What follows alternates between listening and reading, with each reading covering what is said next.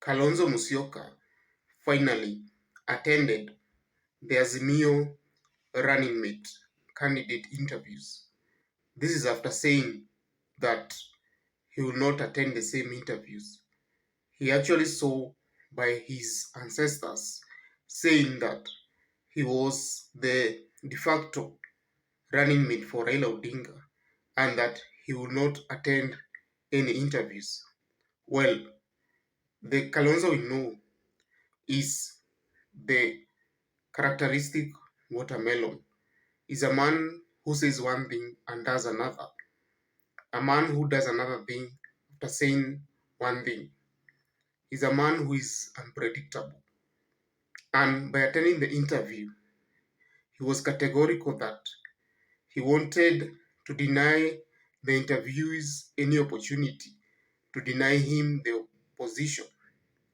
And now, apart from threatening that he must be made the DP or he leave the Azimio coalition, after attending the interview, said that he now leaves no doubt that he is the man for the job.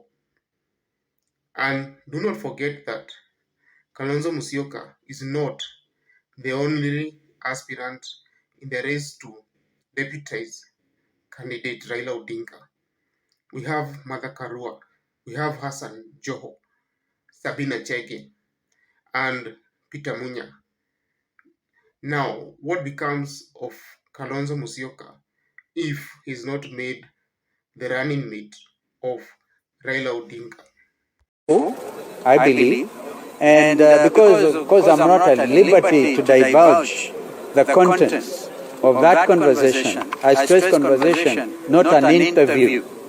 I know that you may want to ask a question. You have decided you are not coming, and I want to tell you that the decision to come was my decision because I realized we didn't want to give anybody an excuse whatsoever to say aligomea kuja. So I'm here, and I can tell you it has been a wonderful conversation. Wazee kama Bishop Njenga, Archbishop Zacchaeus Okoth, I looked at that in my own mind and I said, why would I not want to go and greet Archbishop Okoth at his age?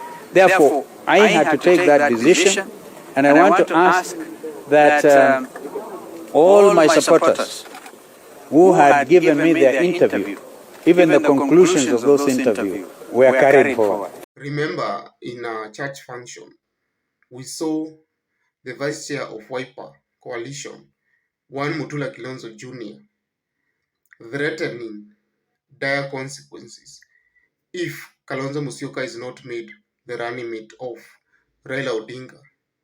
He was clear that wataona cha mtema kuni kama hatachagua Kalonzo Musyoka.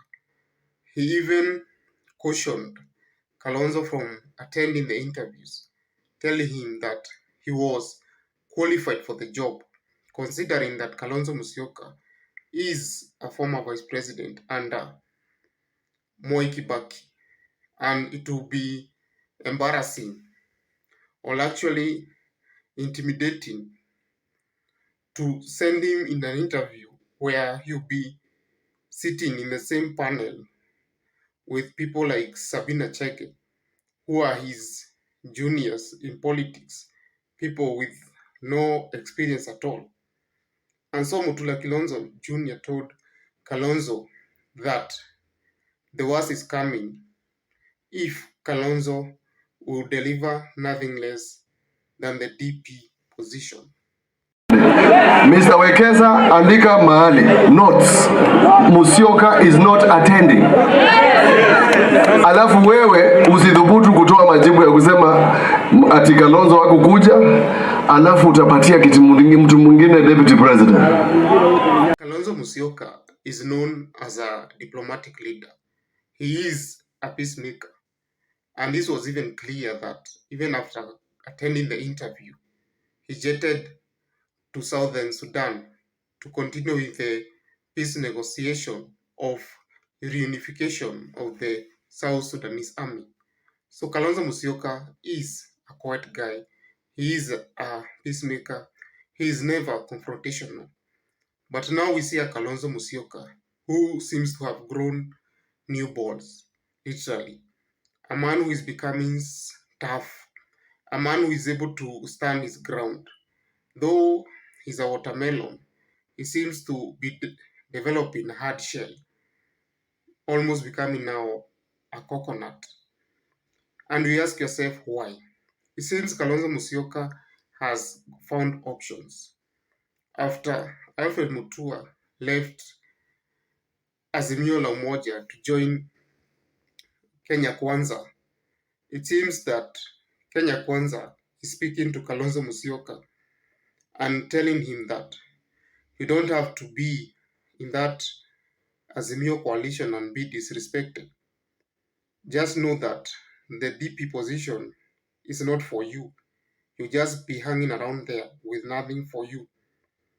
Don't forget that there's nothing for Kalonzo in Kenya Kwanza, but probably he would go there to deny Raila Odinga the presidency, considering that he still has some unresolved conflict with Raila Odinga.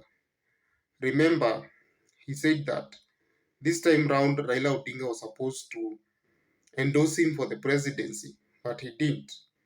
And so Kalonzo Musyoka is worried about his political future. Remember, he has been in the cold for the last 10 years, having lost elections in 2013 and 2017 by being a deputy for Raila Odinga. So, by losing this election, it will be a third straight loss. And it will even be worse for him, considering, as he says, he's growing old and his political future is in its twilight years and he does not know what to do. And so, what becomes of him? He has said that William Ruto is the worst politician and is a Kenya Kwanza, the worst formation. But that will not stop him from talking to them. And if the worst come to the worst, we have heard Kenya Wiper politicians saying this, Kalonzo Musyoka can do what he did in 2007. He will leave Azimio and run for the presidency independently. And this will ensure that no one will become president without his support. And this might be a repeat of the sad events that happened in 2007. And we hope he does not make that plan come to fruition. Well, let's wait and see.